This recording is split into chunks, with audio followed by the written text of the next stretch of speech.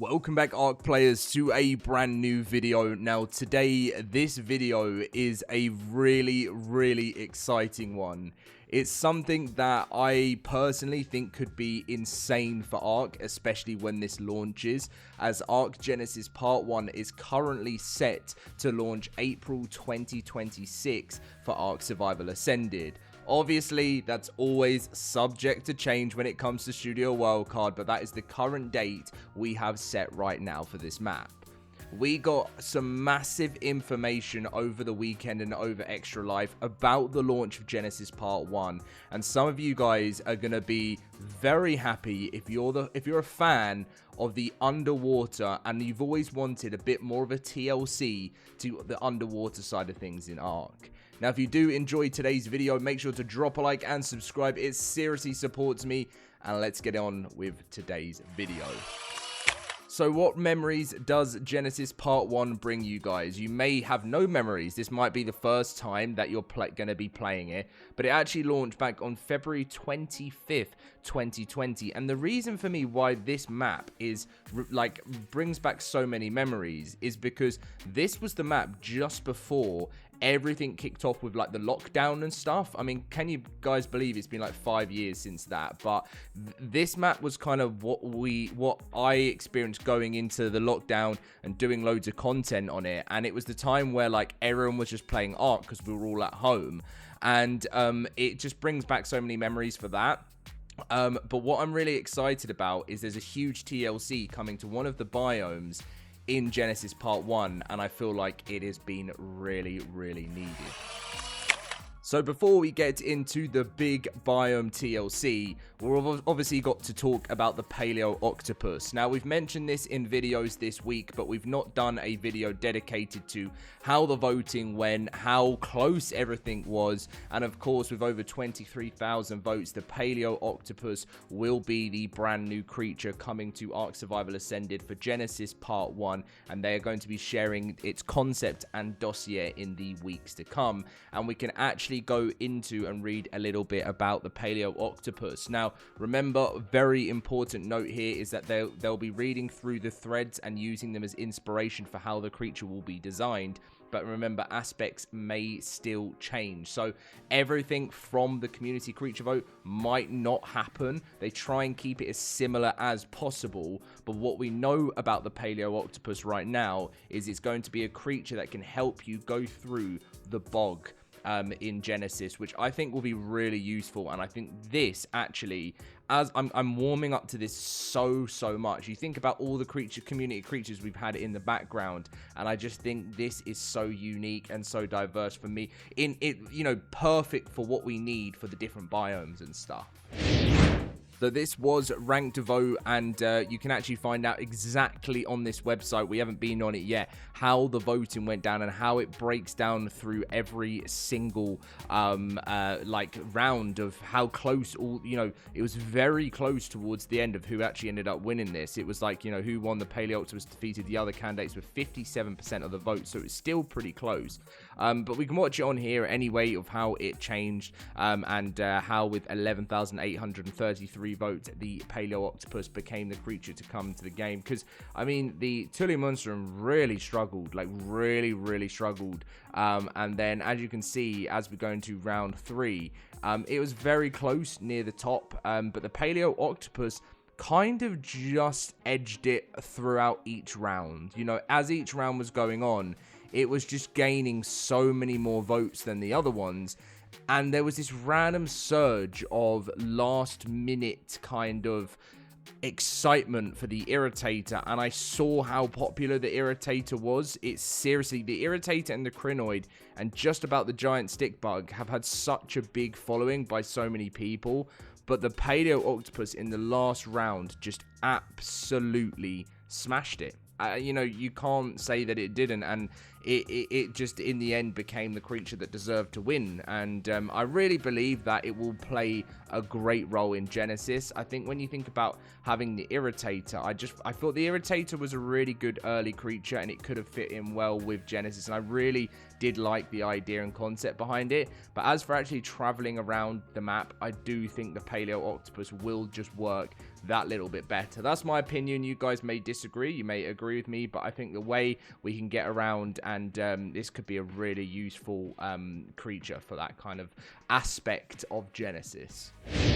Right, so it's time to talk about TLC stuff, and you would have seen this amazing, it's probably my favorite interview that anyone has ever done with an ARK dev. So congratulations to Rasclark for that, because the amount of detail and information he managed to get from the devs here has been incredible. And this is what has excited me about Genesis 1 right now, because they've been able to reveal a massive change. And Rasclark said, and of the future, does Lost Colony plan to perhaps influence the development of Genesis 1 and 2? And notably, you desired more time with these two maps to rethink the delivery of these two specifically. It's perhaps simply new creature / quality of life arriving with this map, or how excited are you to reshape and how to deliver the Genesis maps?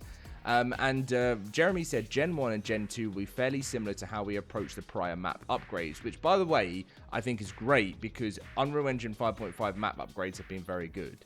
The maps themselves will be visually overhauled, along with some new functional refinements and new creatures, as we've done with each map with a release. So we're going to get a new creature such as a Paleo Octopus. There's one key difference that I can reveal now, though. Genesis Part 1 will have a map-wide water biome. A map-wide water biome. And Gen 2 will have a map-wide space biome. Those huge new areas will also help support the features of Bob's Tales associated with the new Bob's True Tales. The storytelling of Bob's True Tales will be CGI orientated, canonical, true to life on ARK 2's world, a Rat Prime, rather than an animated toon which we've had in the past with Bob's Tall Tales. The Bob's Tales will add major new features as before, and also new kinds of vehicle content, so like new vehicles come into the game, and the team will be gearing up for the next ASA full map expansion pack over that time frame as well, and further canonical content. So we have got so much for Genesis. Bob's True Tales, you remember how much new content got added with Bob's Tall Tales? It's all coming with Bob's True Tales. And the amount of new vehicles that are coming, I know what I'm seeing. And I don't know if you guys are seeing it as well, but let's talk about it. So for Genesis Part 1, with a map-wide ocean biome, I'm seeing brand new boats. I'm seeing potential submarines. Like, generally, I know there's been creatures such as the Shastasaurus that's had, you know, saddles that they've never created before like that. But when it comes to vehicles, I'm seeing some serious new boat content. And when we get to Genesis Part 2, I'm seeing some serious new spaceships. So we're going completely from one end of things to underwater and on, you know, and sort of water content vehicles over to flying saucers. You know, like that kind of different side of things. But I am seriously so excited about this, because I feel like with Genesis Part 1, I really feel like some people felt slightly let down with the ocean biome. That was just my personal opinion on it. I think it was still great, but I think to have an ocean biome, it needs to be bigger. I mean, it looked brilliant, didn't it? It looked nice. We had all the kind of creatures we wanted. You have the underwater boss, which was the Modor. I mean, remember when this was at the Master of the Ocean? It was so cool. And look, do you remember this photo? If you're a real OG ARK player, remember these biome-specific skins. I mean, this is just, when you look back at some of this old stuff, it's crazy. But yeah, like we had the ocean biome, which if we should be able to find it here. So remember this as well. This is, I mean, if you don't remember it, don't worry, because so much is about to get overhauled with this, and I reckon it will look so beautiful compared to the last ocean biome. But this just gives you a kind of bit of an understanding of what we had. You know, it was just ocean with a few things, but this time round, it's going to get the TLC it deserves. In Genesis Part 1, you don't just have the ocean biome, you have the Arctic biome. You have these are like the regions, and this map works extremely different to how any other maps worked before. It was very strange. It was like they're simulated biomes, and I think that's why people struggle to get used to that. But you had the bog biome, which is what I think is going to be really good for the paleo octopus. The lunar biome, which is someone tried to get a lunar creature in the voting ocean, volcano biome, and then as you can see, you had the Moda giant arena and the system route. So yeah, as much as it was different, it was weird. It was a weird experience. I liked how Wildcard tried to experiment with something completely new. I wasn't the biggest fan of it.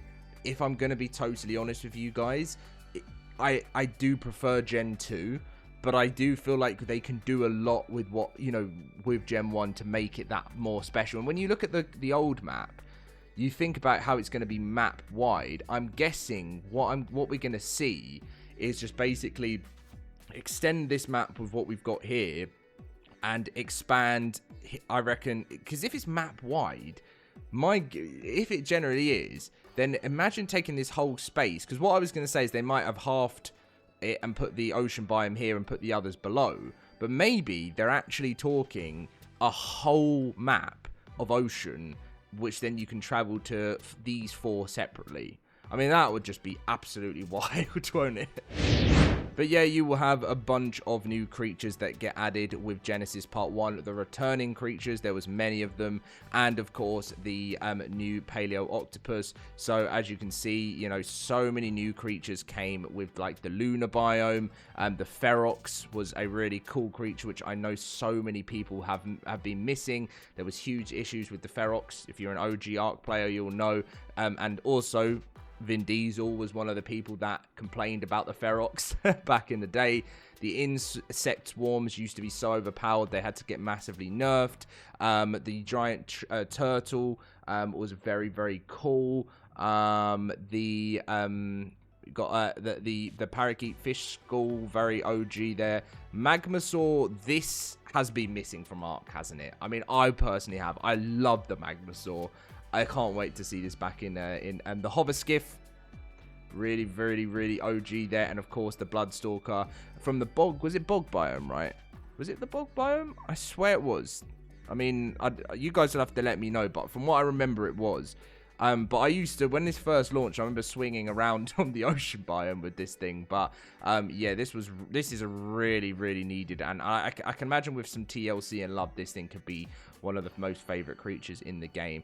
Yeah, so that's pretty much everything to talk about regarding Genesis Part 1. Brand new resources as well for you guys to look forward to. Of course, the HLNA as well. We've all missed the HLNA. Well, I have. It was just one of the biggest kind of changes to a game that we've seen, and we will read through these notes and trivia for new players. We're not going to do it in today's video because we're mainly wanting to talk about the map-wide biome, but we will do this as we get closer to the launch of Genesis Part 1 with everything that kind of changed with it over time. But there's some really awesome photos as well. Look at this gallery full of all of the new stuff that came with it. And what photos should we... These were the little missions. Do you guys remember? They weren't that great. They're a bit buggy, weren't they? They were quite buggy. I mean, who remembers these as well? Like, it was something straight out of Halo. But I can't wait to see all of you guys in the world of Genesis Part 1. We've got Lost Colony to look forward to first, but as a little refresh, I am very, very excited for Genesis Part 1. Thank you very much for watching, guys. Leave a like, subscribe, and I will see you in my next video very soon. See you guys then.